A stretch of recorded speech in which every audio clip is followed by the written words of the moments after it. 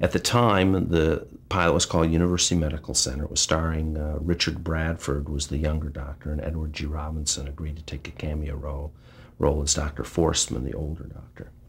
And the way I worked with them is Medical Center was a show where the hospital was kind of like the bar in Cheers. It was just a place that people came into.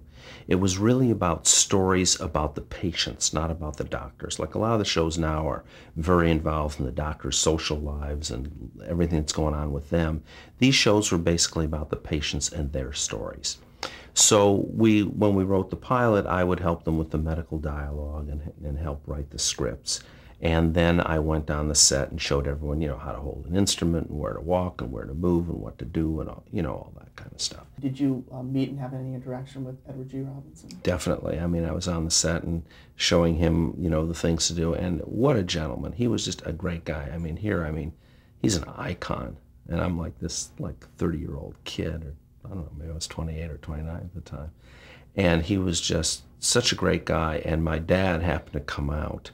And so, of course, I took him. My dad was always totally into the entertainment industry. And so I took him to the set, and he met Edward G. Robinson. And, I mean, that was like the highlight of my dad's trip, because for him, he grew up with all the Edward G. Robinson movies.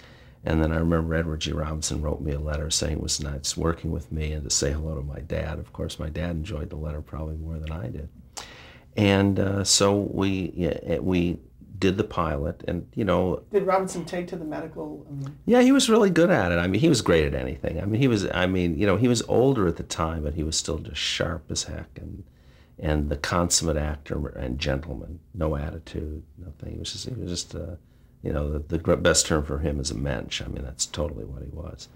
And so we shot that pilot, and then it got picked up to be a series. They replaced Richard Bradford with Chad Everett.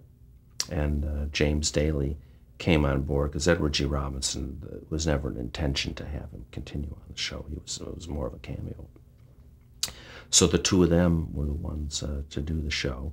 And of course, then I would meet with them. And it was interesting. Chad was very into let's say, the mechanical of being a surgeon, of what do you do. And he used to come to the hospital and follow me around and watch me operate. And in those days, I mean, now I'm a facial plastic surgeon. In those days, I was mainly doing head and neck cancer surgery. And so he would watch me do these 4 or 5 hour operations where you would be removing a voice box or part of a jaw, or, I mean, these major, major operations.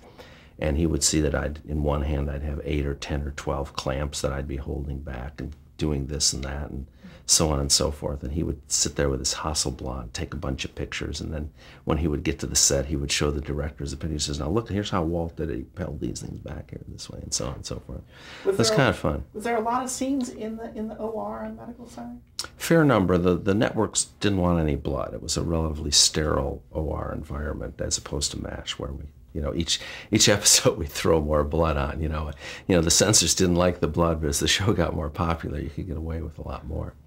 And so there were a fair number of operating scenes. It's interesting. What we found was we did a lot of medicine in the beginning. And then we found that as time went on, that the audience really wasn't all that interested in the operating room scenes. And the scenes then became more like Dr. Gannon going into the operating room and then walking out and saying everything went fine, as opposed to being in the operating room and seeing all the interaction. But, the operating room is not as dramatic a place as most people think it is.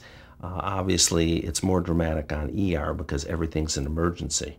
But the things that they do in the ER there, I never would have permitted on Medical Center, because that's not the way it is. They don't do those things in the emergency room. I mean, so we had to do it that Joe was a cardiothoracic surgeon, cardiovascular. So I had to keep it within his specialty. I wouldn't let him do neurosurgery. He had to call in a consultant, and he could assist, but he couldn't be the chief surgeon.